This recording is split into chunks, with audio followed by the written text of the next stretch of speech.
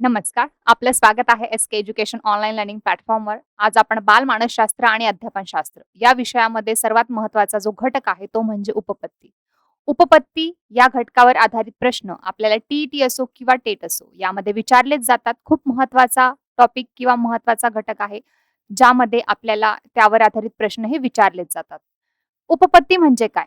जे अनेक मानसशास्त्र आहेत, त्या मानसशास्त्रज्ञांनी विविध जे सिद्धांत मांडलेले आहेत, शिक्षणात विविध सिद्धांत मांडलेले आहेत, त्या सिद्धांतांनाच काय म्हटले जाते? उपपत्ती असं म्हटले जाते. शिक्षणात विविध जे सिद्धांत मांडलेले आहेत, त्या सिद्धांतांना आपण उपपत्ती असं म्हणत असतो. महत्त्वाच्या उपपत्तींबद्दल आज आपण माहिती घेणार आहोत. सर्वात पहिली महत्त्वाची उपपत्ती म्हणजेच Edward Thorndike. Edward Edward Thorndike यांची प्रयत्न प्रमाद उपपत्ती. एडवर्ड थॉर्नडाईक यांची कोणती उपपत्ती आहे? प्रयत्न प्रमाद उपपत्ती. आपण बघू शकतो त्यांचं चित्र. कोण आहेत हे? Edward Thorndike. प्रयत्न प्रमाद उपपत्ती. त्यांनी ट्रायल अँड एरर थेरी, इंग्रजीमध्ये त्याला आपण ट्रायल अँड एरर थेरी म्हणून ओळखत असतो. एडवर्ड थॉर्नडाईक यांची प्रयत्न प्रमाद उपपत्ती किंवा त्याला आपण ट्रायल अँड एरर थेरी असं देखील म्हणत असतो. त्यांनी कशावर प्रयोग केला होता? तर मांजरीवर प्रयोग केला होता. आपण इमेज पाहू शकतो, त्यामुळे ती उपपत्ती आपल्याला जास्त काळ स्मरणात राहील, आपल्याला जास्त वेळ लक्षात ठेवता येईल. एक मांजर होती, त्या मांजरेला त्यांनी कशामध्ये ठेवलं होतं? एका बॉक्समध्ये ठेवलं होतं, लाकडी वुडन बॉक्समध्ये आपण पाहू शकतो. आणि त्याच्या बाहेर काय ठेवलं होतं? मासा ठेवला होता. तिला त्या बॉक्समधून बाहेर येण्यासाठी ती काय करत होती? तर धडपड करत होती. ते धडपड करत असताना जी बॉक्समध्ये एक कड होती किंवा एक जे बटन होतं, त्याच्यावर तिने काय केलं? तर प्रेस केलं, बटन दाबलं. तर त्याच्यामुळे तो खटका दाबला. त्याच्यातला काय दाबला? तर खटका दाबला. पायाने खटका दाबला आणि त्यामुळे पेटीचे दार उघडले. आपण इमेजमध्ये बघू शकतो, पेटीचे दार उघडलं खटका दाबल्यामुळे. यानंतर तिला काय मिळालं? तर अन्न मिळालं, म्हणजे पुनरावृत्ती व शिक्षण, म्हणजे रिपिटेशन अँड लर्निंग. अनेक प्रयत्नानंतर मांजर शिकले की खटका दाबून दार उघडायचे. चुका कमी झाल्या आणि वेळ देखील तिचा वाचला. यामध्ये निष्कर्ष काय निघतो किंवा कन्क्लुजन काय निघाले? शिक्षण म्हणजे उद्दीपक आणि प्रतिसाद यांच्यातील योग्य संबंध जोडणे होय. कोणी मांडलेली आहे ही उपपत्ती? तर एडवर्ड थॉर्नडाईक यांनी मांडलेली आहे. चुका आणि शिका हे त्यांच्या उपपत्तीमधून आपल्याला समजत असतं. एडवर्ड थॉर्नडाईक यांनी काय केलं होतं? एक भुकेली मांजर होती, एका समस्येच्या पेटीत, म्हणजेच पझल बॉक्स आपण पाहिला मागच्या इमेजमध्ये, तो त्यामध्ये ती मांजरीला बंद केलं. पेटी बाहेर त्यांनी अन्न ठेवलं. अन्न म्हणून काय ठेवलं? तर मासा ठेवला. मांजर होती, तिने बाहेर पडण्यासाठी काय केले? अनेक चुकीचे प्रयत्न केले. मांजराने काय केलं? तर अनेक चुकीचे प्रयत्न केले. शेवटी चुकून तिचा पाय खटक्यावर पडला. तिचा पाय कशावर पडला? त्या बॉक्समध्ये जो खटका होता त्याच्यावर तिचा पाय पडला आणि तो दरवाजा उघडला. कोणाचा? तर बॉक्सचा दरवाजा उघडला. पुन्हा पुन्हा हा प्रयोग केल्यावर मांजराचे चुकीचे प्रयत्न कमी झाले. मांजराचे चुकीचे प्रयत्न काय झाले? कमी झाले आणि ती थेट आता काय करायला लागली? तर खटका दाबून बाहेर पडू लागली. महत्वाचा नियम म्हणजे आपल्याला यावरून काय कळतं? एखाद्या गोष्टीचा आपण सराव केला, प्रॅक्टिस केली तर ते आपले तेवढं पक्क होतं. पहिला नियम सराव नियम, लॉ ऑफ एक्सरसाइज. जितका जास्त सराव तितके शिकणे पक्के होते, असा एडवर्ड थॉर्नडाईक यांचा पहिला नियम आहे, सरावाचा नियम. त्यानंतर परिणाम नियम, लॉ ऑफ इफेक्ट, हा देखील त्यांचा नियम आहे. अध्ययनाचा परिणाम आनंददायी असेल तर शिकणे सोपे होते. शिकणे कसे होते? सोपे होते, असं एडवर्ड थॉर्नडाईक यांचं नियम आहे. त्यानंतर सज्जतेचा नियम, लॉ ऑफ रेडीनेस, हा देखील एडवर्ड थॉर्नडाईक यांचा नियम आहे. त्यांनी सांगितलं की शारीरिक आणि मानसिक तयारी असेल तरच शिकणे हे प्रभावी होते. आपल्याला एडवर्ड थॉर्नडाईक यांचं नाव म्हटल्यावर लगेच आपल्याला कोणती उपपत्ती असेल आठवत असेल? प्रयत्न प्रमाद उपपत्ती. यामध्ये मांजराने काय केले? तर बॉक्स मधून बाहेर निघण्यासाठी, म्हणजे तिला अन्न खायचं होतं, मासा खायचा होता, तिला अन्न मिळवण्यासाठी ती काय केलं? तर ती बॉक्समध्ये काय करत होती? धडपडत होती आणि धडपडत असताना त्या बॉक्सवर जो खटका होता त्यावर तिचा पाय गेला. त्यामुळे त्या बॉक्सचा दरवाजा उघडला आणि ती बाहेर गेली. म्हणजे काय? यातून आपल्याला काय शिकायला मिळते? कोणत्याही गोष्टीचा आपण प्रयत्न केला तर आपल्याला यश मिळत असतं. जास्तीत जास्त जर सराव असेल एखाद्या गोष्टीचा तर ते शिकणे कसं होत असतं? पक्क होत असतं.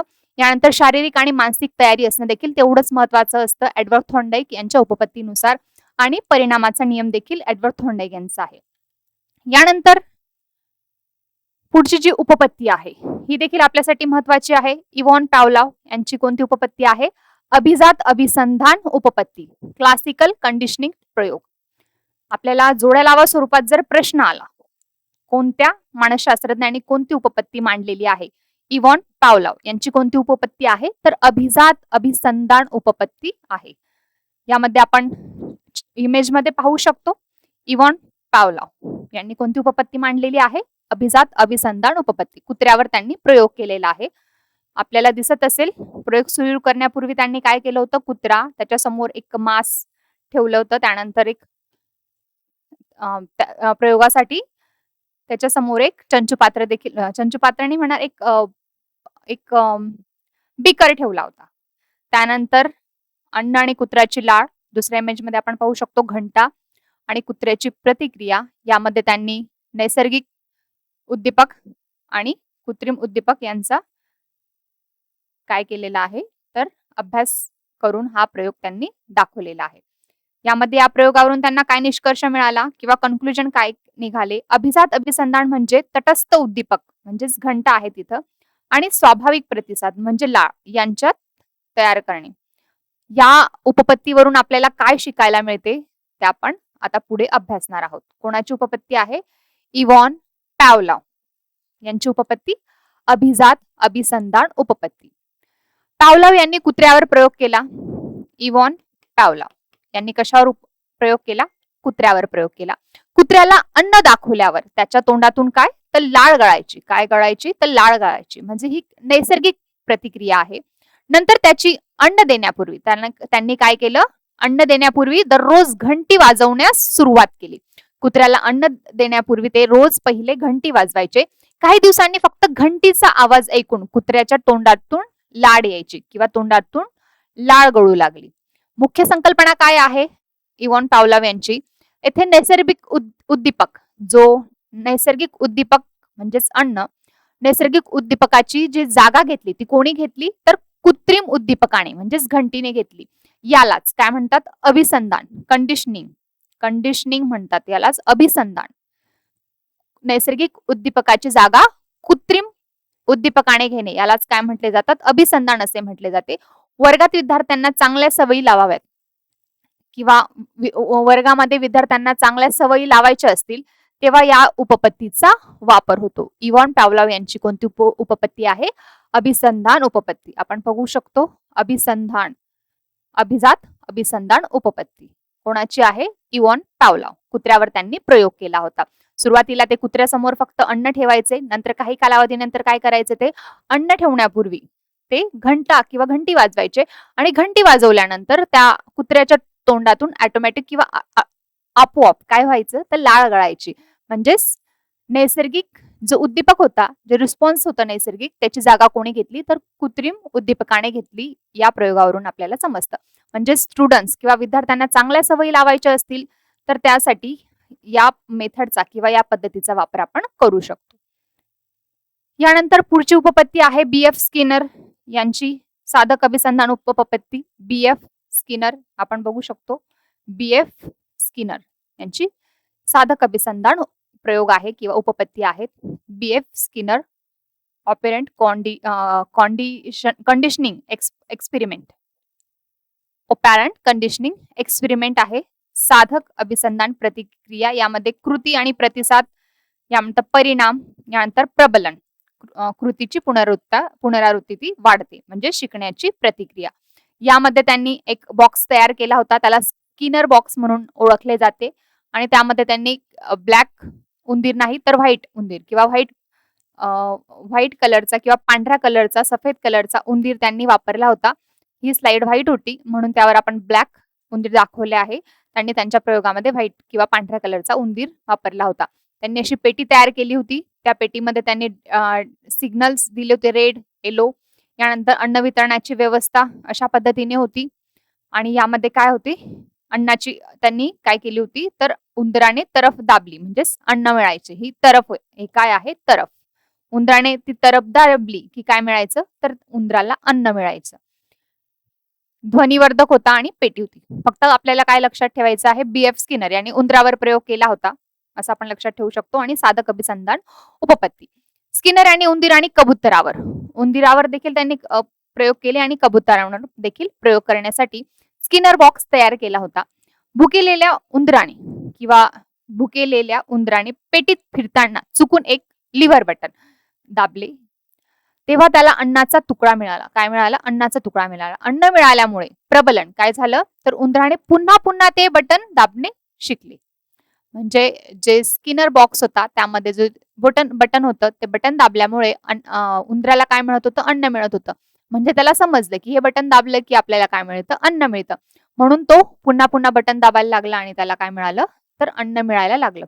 मुख्य संकल्पना काय आहे साधक अभिसंधान या थेरीची? प्रबलन किंवा रिइन्फोर्समेंट, चांगल्या कामाचे कौतुक किंवा बक्षीस दिले. लहान मुलं असतील त्यांना चांगलं काम केलं म्हणून त्यांना बक्षीस दिलं किंवा कौतुक केलं तर ती कृती बालक पुन्हा पुन्हा आवडीने करतात. पुन्हा पुन्हा ती कृती बालक आवडीने करतात. या उपपत्तीवर आधारित काय आहे?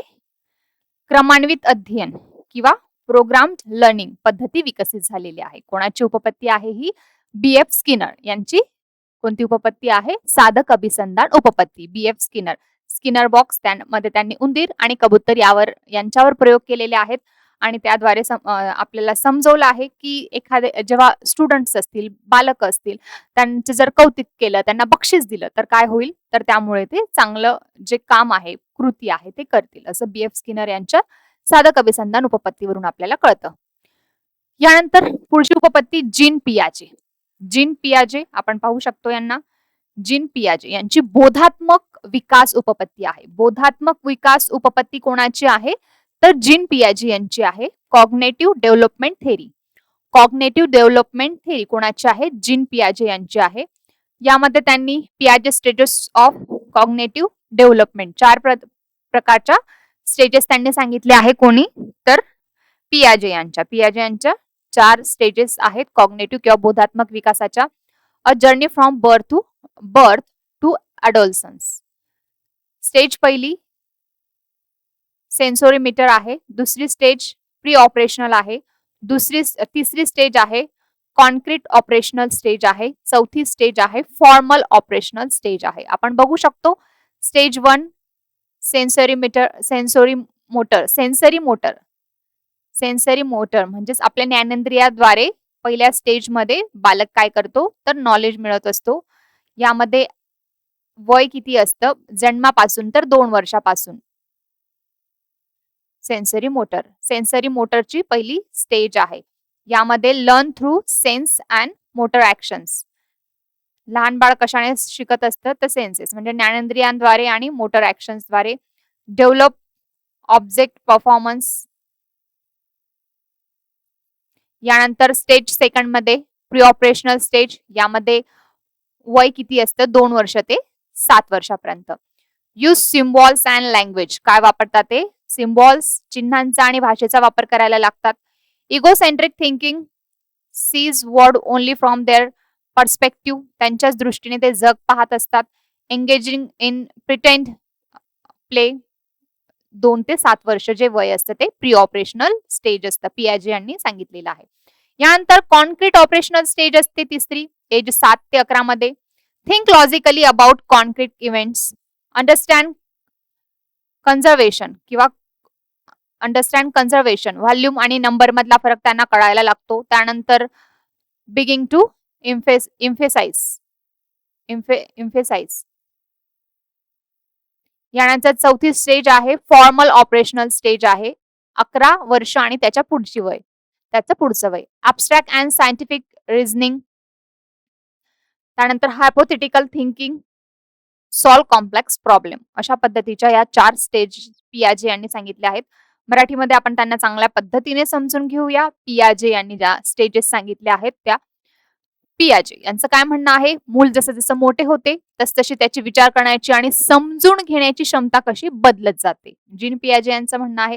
त्यांनी मुलांच्या बुद्धीच्या विकासाचे 4 मुख्य टप्पे सांगितले आहेत. किती टप्पे सांगितले आहेत जीन पियाजे यांनी? 4 मुख्य टप्पे सांगितले आहेत. पहिला टप्पा आहे सेन्सरी मोटर स्टेज. 0 ते 2 वर्ष जो काळ असतो त्याला सेन्सरी मोटर स्टेज म्हणतात. यानंतर प्री ऑपरेशनल स्टेज 2 ते 7 वर्ष जे असतं त्यामध्ये प्री ऑपरेशनल स्टेज असते. त्यानंतर कॉन्क्रीट ऑपरेशनल स्टेज वय 7 ते 11 वर्षामध्ये बालकाचं जे 7 ते 11 वर्ष वय असतं त्यामध्ये त्याचं कॉन्क्रीट ऑपरेशनल स्टेज असते. चौथी स्टेज आहे formal operational stage. Formal operational stage त्यालाच अमूर्त क्रियात्मक अवस्था आपण म्हणत असतो. 11 वर्ष आणि त्यांच्या त्या पुढील वय जे कोणतं असतं ते फॉर्मल ऑपरेशनल स्टेज मध्ये येत असतं जीन पियाजे यांच्या थेअरीनुसार. वेदनकारक अवस्था किंवा त्याला सेन्सरी मोटर स्टेज असं म्हणत असतो आपण. मुलं आपल्या ज्ञानेंद्रियांद्वारे म्हणजेच हात असतील, डोळे असतील, कान असतील त्याद्वारे जग हे समजून घेत असते. यानंतर क्रियात्मक अवस्था प्री ऑपरेशनल स्टेज 2 ते 7 वर्षामध्ये मुलं काय करतात, लहान मुलं भाषा शिकतात, पूर्ण तर्कशुद्ध विचार करू शकत नाही. ते तर्कशुद्ध लॉजिकल विचार करू शकतात का, नाही करू शकत. ते स्वतःच्या दृष्टिकोनातून विचार करतात. ते स्वतःच्या दृष्टिकोनातून काय करतात, विचार करतात. इगोसेंट्रिक असतात. इगोसेंट्रिझम या वयामध्ये असते 2 ते 7. यानंतर कॉन्क्रीट ऑपरेशनल स्टेज जे वय 7 ते 11 वर्षाची जी बालकं असतात, 7 ते 11 वर्ष वयातील जे बालकं असतात त्यांचं स्टेज कोणतं असतं, कॉन्क्रीट ऑपरेशनल स्टेज. त्यालाच आपण मूर्त क्रियात्मक अवस्था असं म्हणत असतो. मूर्त क्रियात्मक अवस्था म्हणत असतो. मूल समोर दिसणाऱ्या त्यांच्या समोर जे गोष्टी दिसतात त्या गोष्टींवर तर्कशुद्ध विचार करू लागतात. तर लॉजिकल थिंकिंग करायला त्यांची डेव्हलपमेंट सुरू होते. कोणत्या वयात, 7 ते 11 मध्ये. कॉन्क्रीट ऑपरेशनल स्टेज मध्ये ते वस्तूंचे वर्गीकरण करण्यात आला जमते. आता वस्तूंचे वर्गीकरण त्यांना आता जमायला लागतं. यानंतर अमूर्त क्रियात्मक अवस्था त्यालाच आपण काय म्हणत असतो, फॉर्मल ऑपरेशनल स्टेज. 11 वर्ष आणि त्या पुढचं जे वय असतं. मूल समोर नसलेल्या अमूर्त कल्पनांवर, नियमांवर आणि भविष्याबद्दल विचार करू शकते. आता अमूर्त जी अवस्था आहे 11 वर्ष आणि त्या पुढील जे वय आहे त्यामध्ये काय असतं, तर बालकं ज्या अमूर्त गोष्टी आहेत, ज्या गोष्टी समोर नसतील त्यांच्याबद्दल देखील ते विचार करू शकतात, कल्पना करू शकतात. असं हे चौथं स्टेज आहे. पियाजे यांनी 4 स्टेजेस या बालकाबद्दल आपल्याला सांगितलेले आहे. सेन्सरी मोटर स्टेज असते, प्री ऑपरेशनल स्टेज 7 ते 11. त्यानंतर कॉन्क्रीट ऑपरेशनल स्टेज किती, प्री ऑपरेशनल स्टेज 2 ते 7 वर्ष. त्यानंतर कॉन्क्रीट ऑपरेशनल स्टेज 7 ते 11 वर्ष. यानंतर फॉर्मल ऑपरेशनल स्टेज 11 वर्ष आणि त्यापुढील वर्ष. 11 वर्ष आणि त्यापुढील वर्ष. ही बालकांच्या बुद्धीचा आणि विचारांचा काय तर विकास कसा होतो, ही जी उपपत्ती आहे जीन पियाजे यांची जी उपपत्ती आहे त्यांनी सांगितलं बालकाच्या बुद्धीचा किंवा विचारांचा विकास कसा होतो हे स्पष्ट करणारी एक अत्यंत महत्वाची उपपत्ती आहे. स्विस मानसशास्त्रज्ञ जीन पियाजे होते स्विसचे. यांना काय म्हणतात तर विकासात्मक मानसशास्त्राचे जनक. कारण बुद्धी आणि विचारांचा विकास कसा होतो याच्याबद्दल त्यांची उपपत्ती आहे. त्यामुळे बुद्धी आणि विचारामुळे त्यांना विकासात्मक मानसशास्त्राचे जनक म्हटले जाते. जीन पियाजे यांना विकासात्मक मानसशास्त्राचे जनक म्हणून ते ओळखले जातात. त्यांच्या मते बालक हे केवळ परिस्थितीला प्रतिसाद देणारे निष्क्रिय माध्यम नसून ते स्वतःचे ज्ञान स्वतः निर्माण करतात. म्हणजेच काय, ते स्वतःचं ज्ञान स्वतः एक्वायर करतात, मिळवत असतात, असं जीन पियाजे यांचं म्हणणं होतं. त्यांनी लहान मुलांना नन्हे वैज्ञानिक किंवा लिटल सायंटिस्ट म्हटले. जीन पियाजे यांनी लहान मुलांना काय म्हटले तर लिटल सायंटिस्ट. जीन पियाजे यांनी काय म्हटले, लहान मुलांना नन्हे सायंटिस्ट किंवा लिटल सायंटिस्ट किंवा नन्हे वैज्ञानिक म्हणून म्हणायचे ते लहान मुलांना. कोण तर जीन पियाजे. बालक आपल्या सभोवतालच्या वातावरणाशी जुळवून घेताना काही मानसिक प्रक्रियांचा वापर करते. त्या संकल्पना खालील प्रमाणे दिलेल्या आहेत. कोणी सांगितले आहेत, या जीन पियाजे यांनी या संकल्पना सांगितल्या आहेत. यामध्ये स्कीमा, त्यानंतर असिमिलेशन, त्यानंतर अकोमोडेशन आणि नंतर इक्विलिब्रेशन. सोप्या स्टेजेस आहेत. स्कीमा म्हणजेच काय, मेंदूतील माहितीचे संघटित जाळे किंवा कप्पे असतात. बालक कोणत्याही नवीन गोष्टीचा विचार करताना किंवा ती समजून घेताना या आधीच्या अनुभवांच्या कप्प्यांचा वापर करतो. म्हणजे काय करतो, पूर्वज्ञानाचा तो वापर करत असतो. आधीच्या अनुभवांचा काय करत असतो, आधीच्या अनुभवांच्या कप्प्यांचा, स्कीमाचा तो वापर करत असतो. स्कीमा म्हणजेच काय, एखादी गोष्ट आपल्याला सुरुवातीपासून माहिती नसेल. म्हणजेच काय, 4 प्राणी म्हणजे चार पाय दिसतायत एखाद्या प्राण्याला, कुत्रा असेल, मांजर असेल, गाय असेल, तेव्हा लहानपणी आपल्याला एक्झॅक्ट समजतं का हा कुत्राच आहे, ही मांजर आहे, प्राणी आहे पण कुत्रा. जर मांजर असेल, जर लहान मुलाला सांगितलं 4 पाय असणारे जे असतात ते प्राणी असतात आणि ते प्राणी याला कुत्रा म्हणतात. सपोज कुत्रा आहे आणि त्याला जर असं माहिती असलं 4 प्राणी असणारे म्हणजेच कुत्रा असतं तर तो मांजराला देखील कुत्राच, म्हणजेच त्याच्या माइंडमध्ये काय फिक्स असतं, ज्यांना 4 पाय असतात ते काय असतात तर प्राणी असतात. मग तो कुत्रा आहे असं त्याच्या माइंडमध्ये फिक्स असेल. परंतु कालांतराने त्याला समजतं मांजरीला देखील 4 पाय असतात, घोड्याला देखील 4 पाय असतात. अशा पद्धतीने म्हणजेच काय, सुरुवातीला काय तर एक छोटीशी माहिती त्यांना असते, म्हणजे लिटल बिट माहिती असते, स्कीमा असतो, तो माइंडमध्ये फिक्स झालेला असतो, तयार झालेला असतो. म्हणजे आधीच्या अनुभवांच्या कप्प्यांचा वापर करते स्कीमा. यानंतर समावेशन किंवा ॲसिमिलेशन, सात्मीकरण काय असते, नवीन अनुभव असतात किंवा माहिती कोणत्याही बदल्याशिवाय जुन्या स्कीमामध्ये, आता जुन्या स्कीमामध्ये काय करायचं, समाविष्ट केले जाते. उदाहरणार्थ सर्व 4 पायांच्या प्राण्यांना कुत्रा समजणे. लहान बालक असेल त्याला जर सांगितलं 4 पाय असणार हा कुत्रा आहे, तर तो सर्व प्राण्यांना काय कुत्राच समजेल, म्हणजेच ॲसिमिलेशन, समावेशन. यानंतर अकोमोडेशन होतं. कालांतराने काय होतं तर जुन्या स्कीमामध्ये बदल केला जातो. नवीन माहिती किंवा अनुभवाद्वारे जुन्या स्कीमामध्ये बदल करणे किंवा नवीन स्कीमा तयार करणे. उदाहरणार्थ मांजर पाहिल्यावर कुत्र्यापेक्षा ती वेगळी आहे हे समजून स्वतःच्या ज्ञानात बदल करणे. स्वतःच्या ज्ञानात काय होतं, बदल केले जातं. यानंतर संतुलन, इक्विलिब्रेशन म्हणजे काय असतं, सात्मीकरण. हे जे असिमिलेशन आहे किंवा अकोमोडेशन आहे, या दोन्ही प्रक्रियांमध्ये समतोल साधण्याची क्रिया, ज्यामुळे बालकाचा बोधात्मक विकास होतो. कसा विकास होतो बालकाचा, बोधात्मक विकास. महत्वाची उपपत्ती आहे पियाजे यांची. 4 स्टेजेस त्यांनी सांगितलेलेच आहेत. त्याबरोबरच त्यांनी काय सांगितलं आहे, मानसिक विकास म्हणजे मानसिक प्रक्रियांमध्ये यांचा भाग असतो. स्कीमा असेल, ॲसिमिलेशन असेल, अकोमोडेशन असेल, इक्विलिब्रेशन असेल, हे आपल्या माइंडमध्ये किंवा आपली मानसिक जी प्रक्रिया आहे त्यामध्ये हे चालू असतं. स्कीमा म्हणजेच आधीच्या अनुभवांच्या कप्प्यांचा वापर केला जातो. यानंतर ॲसिमिलेशन, जुना जो ज्ञान असतं किंवा जुन्या स्कीमामध्ये समाविष्ट करणे. एखादी गोष्ट आपल्याला पहिली माहिती असेल, त्यानंतर अजून एखादी गोष्ट त्यामध्ये ऍड करणे, नंतर कालांतराने काय करणे तर जुन्या स्कीमामध्ये बदल करणे. त्या गोष्टीमध्ये अजून काय केला जातो तर पुन्हा बदल केला जातो, म्हणजे थोडीशी जी लेवल आहे अजून आपली वाढत जाते, समजण्याची मानसिक स्थिती अजून वाढत जाते. म्हणजे आपण स्वतः समजू लागतो की 4 पाय असणारा फक्त कुत्राच असतो का, असं नाही, मांजराला देखील 4 पाय असतात. हे आपण काय करू शकतो, आपलं माइंड हे समायोजन करायला लागतं, अकोमोडेशन करायला लागतं. आणि कालांतराने इक्विलिब्रेशन म्हणजेच काय होतं, संतुलन राखलं जातं. सात्मीकरण आणि समायोजन यामध्ये काय साधले जाते, संतुलन साधले जाते, ज्यामुळे बालकाचा काय होतो, बोधात्मक विकास होतो. बालकाचा बौद्धिक विकास हा होत असतो.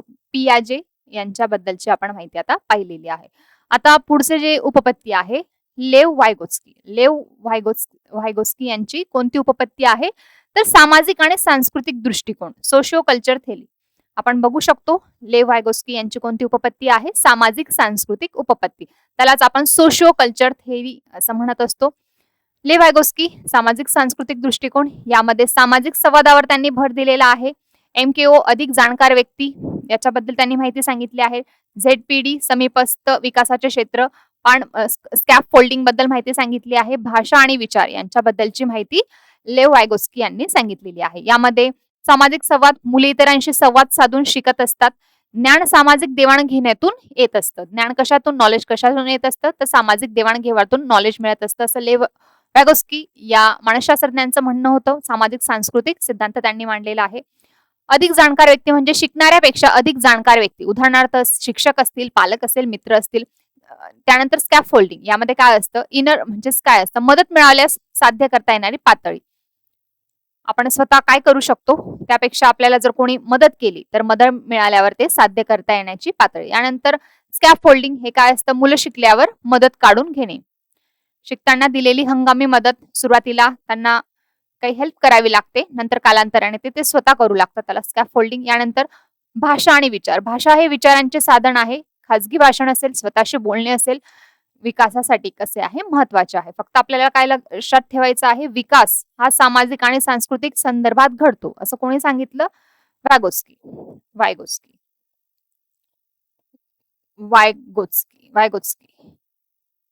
सामाजिक सांस्कृतिक दृष्टिकोन किंवा सामाजिक सांस्कृतिक उपपत्ती लेव व्हायगोत्स्की यांची आहेत. यानंतर मुलांचा विकास हा समाज, संस्कृती आणि भाषेच्या देवाणघेवाणीतून होतो, असं कोणाचं म्हणणं आहे, लेव वॅगोस्की यांचं म्हणणं आहे की मुलांचा विकास हा स्वतःहून होत नाही. जसं जीन पियाजे यांचं म्हणणं होतं की स्वतः मुलांचा विकास हा स्वतःहून ते घडत असतात, स्वतः होत असतात. लिटल सायंटिस्ट किंवा नन्हे वैज्ञानिक म्हटलं होतं. परंतु लेव वॅगोस्की यांचं म्हणणं काय आहे की मुलं जे आहेत, बालकं जे आहेत ते समाज, संस्कृती आणि भाषेच्या देवाणघेवाणीतून शिकत असतात. पियाजेंच्या मते मूल स्वतः शिकते, तर वायगोस्कीच्या मते मुलं इतरांच्या मदतीने, कसे तर इतरांच्या मदतीने शिकते. महत्वाच्या संकल्पना यामध्ये काय आहे लेव वायगोस्की यांच्याबद्दल? झेडपीडी म्हणजे झोन ऑफ प्रॉक्सिमल डेव्हलपमेंट, समीपस्थ विकासाचे क्षेत्र. यामध्ये मूल स्वतः जे करू शकते ते आणि शिक्षकांच्या किंवा मित्रांच्या मदतीने जे करू शकते यातील अंतर म्हणजे झेडपीजी. काय म्हणतात त्याला? Zone of proximal development. नंतर पायरी किंवा मचान, त्यालाच आपण स्कॅप फोल्डिंग असं म्हणतो. मूल एखादी गोष्ट शिकत असताना त्याला शिक्षकांकडून सुरुवातीला दिली जाणारी तात्पुरती मदत.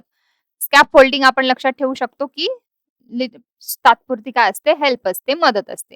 नंतर MKO यामध्ये मोर नॉलेजेबल ऑदर्स, मुलापेक्षा जास्त किंवा मुलांपेक्षा जास्त ज्ञान असणारे व्यक्ती, मग शिक्षक असतील, आई वडील असतील किंवा हुशार मित्र असतील. या संकल्पना कोणी मांडल्या होत्या? लेव वॅगोस्की.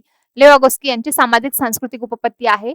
त्यांच्या मते समाज, संस्कृती आणि भाषेच्या देवाणघेवाणीतून मुलांचा विकास होत असतो. लेव वॅगोस्की. यानंतर कोहलबर्ग यांची नैतिक विकास उपपत्ती आहे.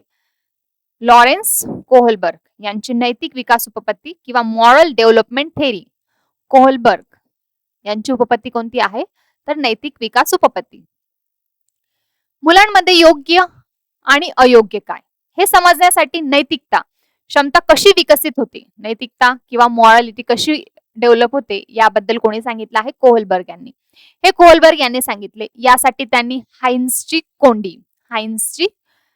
डिलेमा ही कथा वापरली. नैतिक विकासाचे त्यांनी 3 स्तर, प्रत्येक स्तराचे 2 टप्पे आणि एकूण 6 टप्पे त्यांनी सांगितले आहे कोहलबर्ग यांनी. यामध्ये त्यांनी प्री कन्व्हेन्शनल लेवल सांगितले आहे, त्यानंतर कन्व्हेन्शनल लेवल सांगितले आहे आणि नंतर पोस्ट कन्व्हेन्शनल लेवल सांगितले आहे. पूर्व पारंपरिक स्तर यामध्ये कोहलबर्ग यांनी सांगितलं आहे येथे मूल शिक्षा टाळण्यासाठी किंवा बक्षीस मिळवण्यासाठी नियमांचे पालन करते. काय करतं? रूल आणि रेग्युलेशन फॉलो करतं. प्री कन्व्हेन्शनल लेवलमध्ये कोहलबर्ग यांच्यामध्ये. यानंतर कन्व्हेन्शनल लेवल त्यामध्ये याच्यामध्ये काय करतात? याच्यामध्ये मूल समाजाच्या नजरेत चांगला मुलगा, चांगली मुलगी बनण्यासाठी आणि कायदा पाळण्यासाठी नियमांचे पालन करते. कशासाठी? गुड बॉय किंवा गुड गर्ल म्हणावं यासाठी काय करत असतं? चांगला मुलगा किंवा चांगली मुलगी बनावी यासाठी ते कायदा पाळण्यासाठी नियमांचे काय करतात? पालन करतात. याच्यामध्ये काय? तर शिक्षा ही टाळली जावी, पनिशमेंट आपल्याला मिळू नये म्हणून ते काय करत असतात? तर नियमांचे पालन करत असतात. तर पारंपरिक स्तर कन्व्हेन्शनल लेवलमध्ये काय असतं? तर आपल्याला चांगले कसे समजले जाईल त्यासाठी ते काय करत असतात? नियमांचे पालन करत असतात. यानंतर पोस्ट कन्व्हेन्शनल लेवल कोहलबर्ग यांनी सांगितले आहे उत्तर पारंपरिक स्तर. यामध्ये येथे व्यक्ती स्वतःच्या विवेक बुद्धीने, यामध्ये काय? तर व्यक्ती स्वतःच्या विवेक बुद्धीने आणि मानवी मूल्यांचा विचार करून, जे व्हॅल्यूज आहे, मानवी मूल्य आहे त्यांचा विचार करून काय योग्य आणि काय अयोग्य हे ठरवते. उदाहरणार्थ समाज सुधारक. कोहलबर्ग यांचे हे जे काय आहेत त्यांनी 3 टप्पे सांगितले आहेत. त्यांनी 3 स्तर सांगितले आहेत. त्यांनी 3 लेवल सांगितले आहे. Pre conventional level, conventional level आणि नंतर पोस्ट कन्व्हेन्शनल लेवल. आपल्याला समजलं असेल पहिल्यामध्ये शिक्षा मिळू नये म्हणून नियमांचे पालन करतात बालक. नंतर दुसऱ्यामध्ये आपल्याला चांगले समजले जावे म्हणून ते नियमांचे पालन करतात. यानंतर व्यक्ती स्वतःच्या विवेक बुद्धीने काय योग्य आणि काय अयोग्य हे ठरवू शकतो. त्यालाच आपण पोस्ट कन्व्हेन्शनल लेवल असं म्हणत असतो. कोणाच्या मते आहे? कोहलबर्ग यांचा नैतिक विकास सिद्धांत. आपण बघू शकतो त्यांनी जी हाइन्सची जी गोष्ट सांगितली होती किंवा हाइन्स डिलेमा, नैतिक विकासाची पातळी. पहिली पातळी आपण पाहू शकतो प्री कन्व्हेन्शनल लेवल. यामध्ये आज्ञापालन केले जाते शिक्षा मिळू नये म्हणून, शिक्षेपासून वाचवण्यासाठी. यानंतर वैयक्तिक हेतू आणि देवाणघेवाण. यानंतर कन्व्हेन्शनल लेवलचे इमेज आपण पाहू शकतो. कन्व्हेन्शनल लेवल यानंतर पोस्ट कन्व्हेन्शनल लेवल देखील आपण पाहू शकतो. अशा पद्धतीने कोहलबर्ग कोहलबर्ग यांनी काय मांडलेलं आहे? नैतिक विकास सिद्धांत मांडलेला आहे. नैतिक विकास सिद्धांत. हाइन्सची कोंडी किंवा हाइन्स डिलेमा. कोहलबर्ग यांनी विचारलेली सर्वात प्रसिद्ध काय आहे? कथा हाइन्स नावाच्या व्यक्तीची होती. कोहलबर्ग यांचं नाव आल्यावर आपल्याला हाइन्स यांची स्टोरी किंवा गोष्ट आठवणं खूप महत्वाचे आहे. हाइन्स नावाच्या व्यक्तीची होती. हाइन्सची पत्नी काय होतं? तिला कॅन्सर होतं. हाइन्सच्या पत्नीला काय होता? कर्करोग किंवा कॅन्सर होता. ती कॅन्सरने मरत होती. तिच्या उपचारासाठी एका औषध विक्रेत्याने शोधलेले खास औषध आवश्यक होते. त्या औषधाची मूळ किंमत कमी होती, पण तो विक्रेता याची 10 पट जास्त किंमत मागत होता. हाइन्सने सर्व मित्रांकडून पैसे उसने मागितले, तरीही अर्धीच रक्कम जमली. त्याने औषध विक्रेत्याला विनवणी केली, पण तो तयार झाला नाही. शेवटी पत्नीचे प्राण वाचवण्यासाठी हाइन्सने दुकानाचा दरवाजा तोडून ते औषध चोरले. कोहलबर्ग यांनी मुलांना प्रश्न विचारला. दुकानाचा दरवाजा केव्हा तोडला? तर रात्रीच्या वेळेस त्यांनी दुकानाचा दरवाजा तोडला. कोहलबर्ग यांनी मुलांना प्रश्न विचारले. हाइन्सने चोरी करून योग्य केले की अयोग्य? मुलांनी दिलेले उत्तराचे तर्क पद्धतीवरून कोहलबर्ग यांनी नैतिक विकासाचे 3 स्तर किंवा 3 लेवल आणि 7 स्टेजेस सांगितले आहेत. त्या स्टेजेस कोणत्या आपण पाहूया. यावर आधारित प्रश्न आपल्याला विचारले जातात. कोहलबर्ग यांची नैतिक विकास उपपत्ती. यामध्ये पूर्वलौकिक पद्धत किंवा पूर्वलौकिक पातळी, प्री कन्व्हेन्शनल लेवल आपण सुरुवातीलाच पाहिलं. शिक्षेपासून वाचण्यासाठी मुलं काय करतात? लहान बालक किंवा मुलं-मुली काय करतात? तर ते आज्ञेचं पालन करत असतात. या पातळीवर मुलांची नैतिकता बाह्य घटकावर म्हणजे शिक्षा किंवा पुरस्कारावर अवलंबून असते. पहिली जी पातळी आहे प्री कन्व्हेन्शनल लेवल आहे, त्यामध्ये बाह्य घटकावर नैतिकता ही डिपेंड असते. त्यामध्ये शिक्षा किंवा पुरस्कारावर ते अवलंबून असते.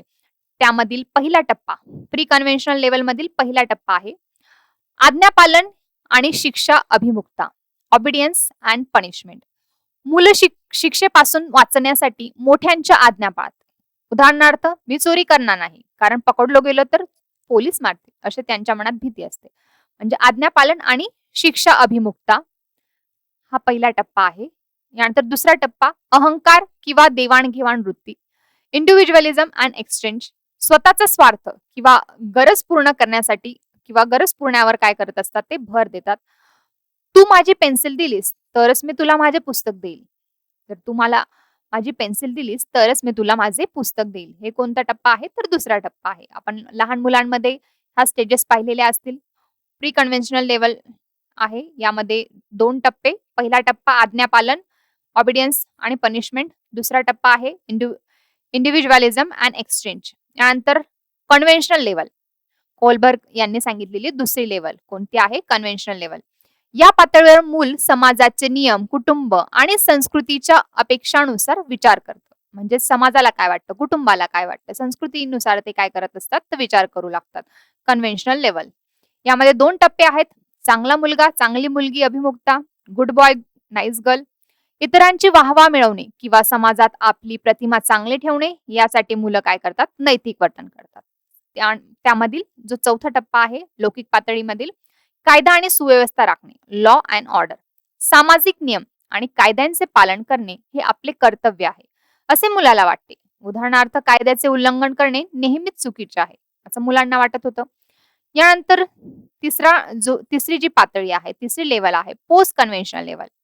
या पातळीवर व्यक्ती स्वतःच्या विवेक बुद्धीने आणि मानवी मूल्यांच्या आधारे नैतिक निर्णय घेतात. यामधील 5वा टप्पा सामाजिक करार आणि वैयक्तिक हक्क, social contract and individual rights. व्यक्तीला समजते की कायदा हा मानवाच्या कल्याणासाठी बनला आहे. गरज पडल्यास त्यात बदल करता येऊ शकतो. यालाच काय म्हणतात? Post conventional level. म्हणजेच काय? सामाजिक आणि वैयक्तिक, सामाजिक करार असेल किंवा वैयक्तिक हक्कासाठी काय केलं जातं तर नियमांमध्ये बदल होतो. कशामध्ये? पोस्ट कन्व्हेन्शनल लेवल मध्ये हे ठरवण्यात आलं. यानंतर 6वा जो टप्पा आहे वैश्विक नैतिक तत्वे. वैश्विक नैतिक तत्वे त्यालाच आपण युनिव्हर्सल एथिकल प्रिन्सिपल्स म्हणत असतो. ही सर्वोच्च पातळी आहे. येथे व्यक्ती स्वतःचा जीव धोक्यात घालूनही न्यायासाठी आणि मानवी हक्कासाठी उभी राहते. उदाहरणार्थ महात्मा गांधी, बाबासाहेब आंबेडकर, नेल्सन मंडेला यांचा आपण उदाहरण पाहू शकतो. म्हणजेच त्यांनी युनिव्हर्सल एथिकल प्रिन्सिपल फॉलो केले होते. अशा पद्धतीने कोहलबर्ग यांनी काय सिद्धांत सांगितला आहे? नैतिक विकासाचा सिद्धांत. म्हणजे त्यांना काय सांगायचं होतं की बालकाचा नैतिक विकास होणं हा खूप महत्वाचा आहे. त्यासाठी त्यांनी हाइन्सची स्टोरी सांगितली, गोष्ट सांगितली.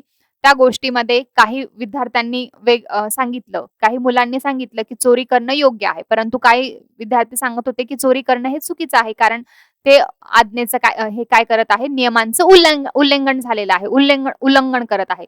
परंतु काही स्टुडंट्स, काही विद्यार्थ्यांचं काय म्हणणं होतं, तर त्याने स्वतःच्या पत्नीला वाचवण्यासाठी चोरी केली तर ते योग्यच आहे. म्हणजे जीव वाचवणं हे सर्वात महत्वाची गोष्ट आहे. म्हणजे नैतिक विकास घडणे हे खूप महत्वाचं आहे. कोहलबर्ग यांच्या सिद्धांतानुसार, थिअरीनुसार नैतिक विकास सिद्धांत कोणाचा? कोहलबर्ग. अशा पद्धतीने आज आपण ज्या आपल्याला टीईटी असेल किंवा टेट एक्झाम असेल, यामध्ये आपल्याला या उपपत्तींवर आधारित प्रश्न विचारले जातात. त्यामुळे आपल्याला या उपपत्ती माहीत असणं महत्वाचं आहे. कोणत्या उपपत्तीमध्ये काय सांगितलं आहे, कोणत्या उपपत्तीला किंवा एडवर्ड थॉर्नडाईक यांच्या उपपत्तीला काय म्हणून ओळखले जाते, तर प्रयत्न प्रमाद उपपत्ती म्हणून ओळखलं जातं. ट्राय अँड एरर थेरी म्हणून आपण तिला ओळखत असतो. BF स्किनर यांची साधक अभिसंधान उपपत्ती आहे. तसेच कोणत्या मानसशास्त्रज्ञाने किंवा BF स्किनर असतील त्यांनी कशावर प्रयोग केला आहे, त्यांनी उंदीर आणि कबुतरावर प्रयोग केलेला आहे. आपल्याला आठवत असेल, जे आपण उपपत्ती ज्यांनी सांगितलेली आहे, उपपत्ती मांडलेली आहे, त्यांनी प्रत्येकाने वेगवेगळे काय केलेले आहेत, एक्झाम म्हणजे वेगवेगळ्या थेऱ्या मांडलेल्या आहेत, सिद्धांत मांडलेले आहेत. त्या सिद्धांतामध्ये त्यांनी वेगवेगळे प्रयोग केलेले आहे. त्या प्रयोगाबद्दल आपल्याला माहित असणं महत्वाचं आहे. त्या प्रयोगा थ्रू आपल्याला काय कळतं, म्हणजे आपल्याला काय समजतं, त्या समजण्यावरून किंवा आता कोहलबर्ग यांचा नैतिक विकास सिद्धांत आहे, तर यामुळे काय, तर हाइन्सची स्टोरी त्यांनी सांगितली आहे. त्यामुळे जर विद्यार्थ्यांना आपण स्टोरी सांगितली एखादी आणि त्या स्टोरीनुसार हे वागणे योग्य आहे की अयोग्य आहे, विद्यार्थ्यांनी जसे उत्तर दिले त्यानुसार त्यांची पातळी किंवा त्यांचे लेवल आपल्याला समजतं. अशा पद्धतीने आज आपण बालमानसशास्त्र आणि अध्यापनशास्त्र यामधील महत्वाचा जो घटक आहे उपपत्ती यांची माहिती घेतलेली आहे. पुढील भागात आपण प्रश्न उत्तर पाहूया. टीईटी किंवा टेट एक्झाम मध्ये उपपत्तीवर आलेले प्रश्नांचा सर्व आपण पुढील भागात करणार आहोत. तोपर्यंत काळजी घ्या. धन्यवाद. थँक्यू.